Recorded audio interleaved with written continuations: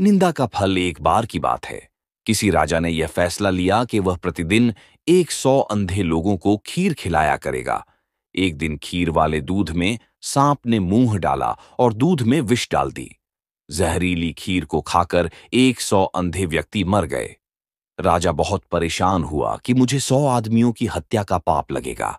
राजा परेशानी की हालत में अपने राज्य को छोड़कर जंगलों में भक्ति करने के लिए चल पड़ा, ताकि इस पाप की माफी मिल सके। रास्ते में एक गांव आया। राजा ने चौपाल में बैठे लोगों से पूछा कि क्या इस गांव में कोई भक्तिभाव वाला परिवार है, ताकि उसके घर रात काटी जा सके। चौपाल में बैठे लोगों ने बताया कि इस गांव में 2 बहन भाई रहते हैं जो खूब पूजा करते हैं। राजा उनके घर रात में ठहर गया।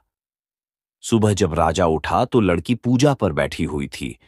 इससे पहले लड़की का रूटीन था कि वह दिन निकलने से पहले ही पूजा से उठ जाती थी और नाश्ता तैयार करती थी। लेकिन उस दिन वह लड़की बहुत देर तक पूजा पर बैठी रही।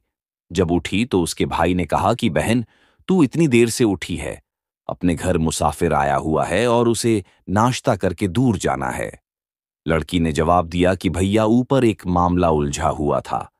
धर्मराज को किसी उलझन भरी स्थिति पर कोई फैसला लेना था और मैं वह फैसला सुनने के लिए रुक गई थी, इसीलिए देर तक ध्यान करती रही।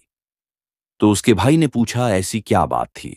तो लड़की ने बताया कि फलां राज्य का राजा अंधे व्यक्तियों को खीर खिलाया करता था, लेकिन सांप के दूध में विष डालने से 100 अंधे व्यक्ति मर गए।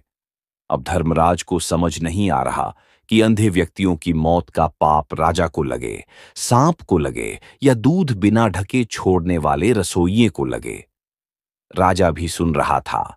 राजा को अपने से संबंधित बात सुनकर दिलचस्पी हो गई और उसने लड़की से पूछा कि फिर क्या फैसला हुआ।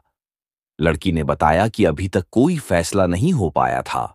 तो राजा ने पूछा कि क्या मैं आपके घर एक रात के लिए और रुक सकता हूं। दोनों बहन भाइयों ने खुशी से उसको हां कर दी।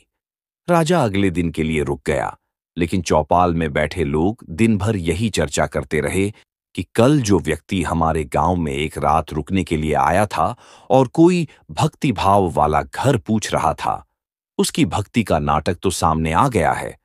रात काटने के बाद वह इसलिए नहीं गया क्योंकि जवान लड़की को देखकर उस व्यक्ति की नीयत खोटी हो गई। इसीलिए वह उस सुंदर और जवान लड़की के घर पक्के तौर पर ही ठहरेगा या फिर लाडकी को लेकर भागेगा। दिन भर चौपाल में उस राजा की निंदा होती रही। अगली सुबह लड़की फिर ध्यान पर बैठी और रूटीन के टाइम अनुसार उठ गई। तो राजा ने पूछा, बेटी, अंधे व्यक्तियों की हत्या का पाप किसको लगा। तो लड़की ने बताया कि वह पाप तो हमारे गांव के चौपाल में बैठने वाले लोग बांट के ले गए। सारांश: निंदा करना कितना घाटे का सौदा है। निंदक हमेशा दूसरों के पाप अपने सर पर ढोता रहता है और दूसरों द्वारा किए गए उन पाप कर्मों के फल को भी भोगता है। अतः हमें सदैव निंदा से बचना चाहिए।